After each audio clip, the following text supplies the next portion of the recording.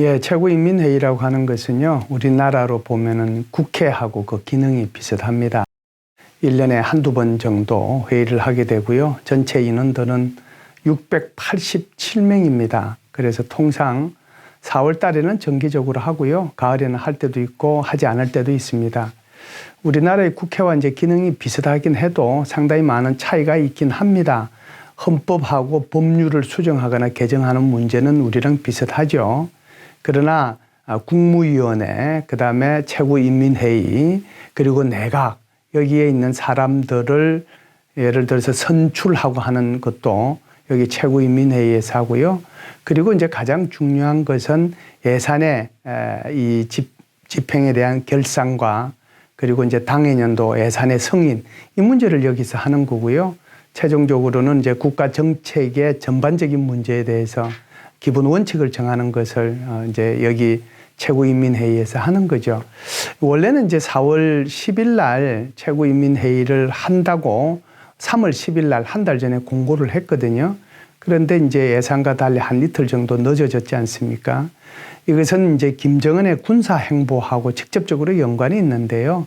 아시다시피 이제 김정은은 4월 9일 날 서부전선에서 각 군단별로 박격포 경연대회를 지도를 했고요. 4월 10일 날은 또 그러니까 소위 말해서 항공군, 우리말로 하면 공군기죠. 공군기의 그 훈련을 지도했거든요. 그러고 나서 이제 평양에 오다 보니까 이렇게 늦어진 것이죠. 우리로 보면은 참 이해하기가 곤란한데요. 뭐 한국 같은 경우는 상권 분립이 돼 있어서 정부, 그다음에 행정부죠. 그다음에 이제 입법부, 사법부 이런 식으로 이제 돼서 소위 말해서 견제와 균형이 유지되잖아요. 그런데 이제 북한은 소위 말해서 공산주의 국가는 당이 지배하는 국가입니다. 그래서 당에서 이제 모든 것을 결정을 한다고 해도 과언이 아닌데요. 최고로 이제 중요한 정책 결정이 바로 당대회입니다. 이것은 이제 5년마다 하도록 되어 있는데 이거는 2016년도에 한 번 했고요. 그러면은 이제 수시로 정책 결정을 해야 되는데 뭐 무언가 이제 다른 기관들이 있어야 되지 않겠어요?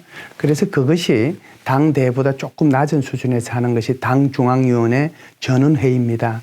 여기는 이제 인원이 정회원하고 후보회원하고 해서 한 250명 정도가 참여하게 되는데요. 요거보다 더 낮은, 그러니까 더 그 핵심 요원들만 하는 회의가 있거든요.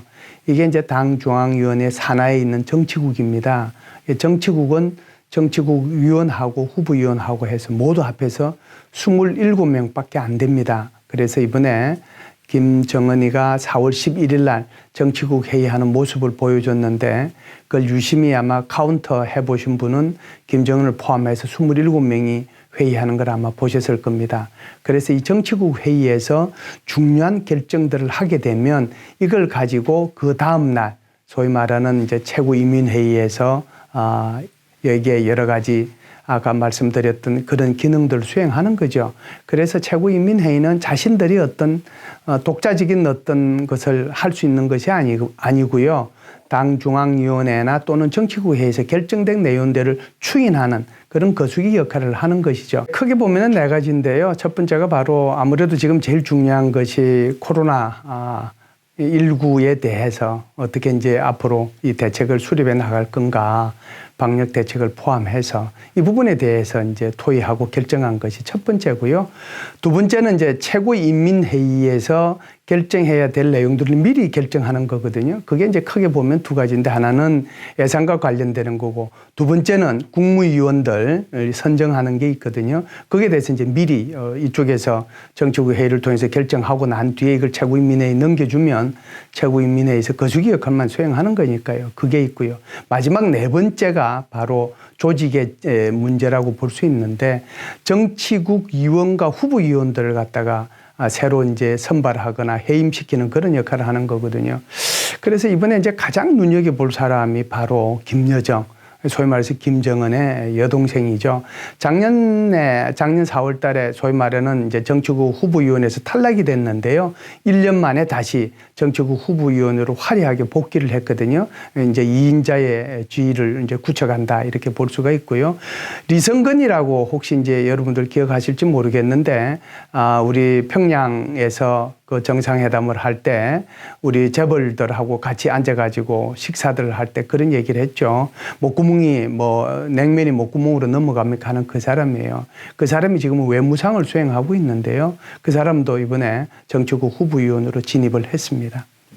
최고인민회의에서 결정한 것은 정치국 회의에서 결정한 내용에 이제 조금 더 추가된다 이렇게 보시면 될 겁니다. 아무래도 어떻게 하면 이제 코로나19를 정면 돌파해 나갈 건가 여기에 대해서 이제 얘기를 했다라고 볼 수가 있고요. 두 번째는 이제 여러 가지 이를 위한 법들을 갖다가 수정을 했는데요. 어떻게 하면 자원을 재활용할 건가 하는 자원 재활용법도 있고요.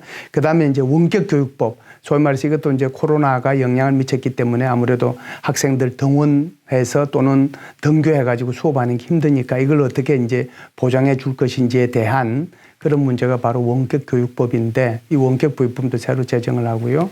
그다음에 제대 군인들에 대한 복지 문제 크게 이제 세 가지 이 법률을 이번에 제정을 했다라고 볼 수가 있죠. 그다음에 이제 세 번째는 제가 아까도 말씀을 드렸다시피 국무위원들 이 사람들을 갖다가 다 여기에서 이제 선출을 하는 거거든요. 이미 정치국 회의를 통해 가지고 넘어온 인원입니다만은 이번에 이제 국무위원회 진입한 인원들 거기에 이제 좀 특징적인 사람이 있는데요. 바로 이성근 외무상 이 사람도 이번에 국무위원으로 들어갔고요. 김형준 그러니까 러시아 대사를 하다가 이제 국제부장이 된 사람이죠. 이 사람도 국무위원회에 진입을 했고 김정호 인민보안상, 김정관 인민무력상 이런 사람들도 이번에 국무위원회에 진입을 했다라고 볼 수가 있습니다. 마지막으로 제일 큰 거는 역시 이 예산에 대한 편성이거든요. 결산도 이제 했지만 올해 2020년에 예산을 어떻게 할 것이냐라고 하는 것을 결정을 했는데요. 전체적으로 보면은 경제에 전체 예산의 50%를 투입한다라고 하는 거고요. 국방 예산은 한 16% 투입한다. 이것이 이제 좀 우리가 눈여겨볼 수 있는 대목이라고 볼 수 있습니다. 우리나라하고 달리요. 북한은 예산이 얼마다 돈을 이렇게 내는 것이 아니고요. 작년에 비해서 몇 퍼센트 올랐다 또는 전체 예산 중에서 어느 분야가 몇 퍼센트 비율로 차지한다. 요것만 항상 발표를 해요. 그렇기 때문에 우리가 이제 북한의 이 예산이 어느 정도 되느냐는 것은 추정해 볼 수밖에 없는 그런 상황이죠. 김정은 집권 이후에 최고인민회의가 총 12번 열렸거든요. 그런데 이제 그 중에 7번 정도는 참석을 하고 5번 정도는 참석을 안 했습니다. 그리고 이제 최근에 참석한 것은 작년도 4월 달에 이 최고인민회의가 열렸을 때 통상 최고인민회의는 하루 정도 하는데요. 작년은 이틀 했습니다. 그래서 이튿날 김정은의 시정연설이 발표가 된 걸 아마 아실 텐데 그때 이제 참석하고 작년 가을에 최고인민회의가 있었을 때 참석 안 하고 다시 이제 이번에도 참석을 안 했거든요. 제가 볼 때는 앞으로는 최고인민회의에 아마 김정은이 참석할 이 횟수들이 훨씬 더 줄어들지 않겠느냐라고 생각을 하는데요.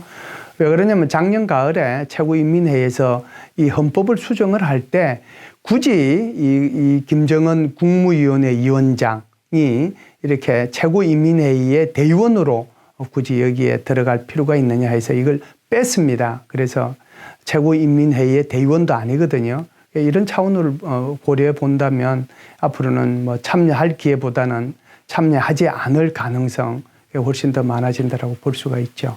지금 정치국 회의도 그렇고 그리고 이제 최고인민회의도 그렇고 이렇게 탁 눈에 떠오르고 하는 것이 별로 없잖아요. 그만큼 이번에 정치국 회의나 최고인민회의에 주요 결정된 내용들은 주로 대내용입니다. 소위 말해서 대남용이나 대미용 이런 발언이나 어떤 정책 이런 것들은 하나도 없거든요.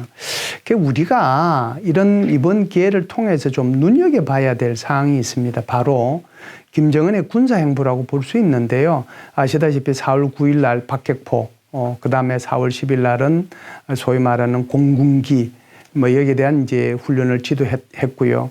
4월 13일 날은 지금 공군기하고 그 다음에 지대함 미사일, 이걸 지금 합동훈련이라고 볼 수 있는데요. 이걸 지도를 했거든요. 그래서 수호이기하고 미국이가 떠가지고 공대지 미사일 쏘는 거, 그 다음에 이제 지상에서 소위 말하는 이제 금성 3호라고 우리가 표현을 하는데요. 이것은 아마 미국의 항공모함을 타겟으로 하는 그런 지대함 미사일입니다. 이런 것들을 이제 쏘는 것을 지도를 했는데요. 북한의 이런 노력들이 앞으로 우리한테 주는 의미가 뭘까 하는 것이 아마 가장 중요하지 않겠나라고 생각합니다. 제가 볼 때는 향후에는 북한이 SLBM, 소위 말해서 이제 지상에서의 훈련, 그 다음에 공군의 훈련이 끝났기 때문에 이제는 이제 해군의 훈련이라고 할까요? 또는 이제 SLBM의 어떤 시험 사격이라고 할까요? 그런 것들이 집중적으로 보도될 가능성이 있다라고 보는 거고요. 두 번째는 이렇게 합동훈련을 한 이유가 뭘까라고 하는 건데, 이 합동훈련이 단순히 북한의 전투력을 향상시키는 데도 의미가 있지만, 그보다 제가 생각하는 것은 오히려 지금 한국에서 글로벌 호크를 다 이제 들어오게 됐잖아요. 그리고 나서 이제 이것이 곧 실전 배치가 돼서 북한의 여러 가지 이제 전략 정보들을 탐지하게 될 텐데, 여기에 대한 어떤 대응이라고 할까요? 그것을 지금 보여주고 있는 게 아닌가라고 생각을 합니다. 그렇기 때문에 앞으로 이제 글로벌 호크가 실전 배치돼서 실제적인 작전을 수행을 할 때 북한의 이런 여러 가지 위협적인 행동이나 이런 것들을 잘 고려할 필요가 있다, 이렇게 생각을 합니다.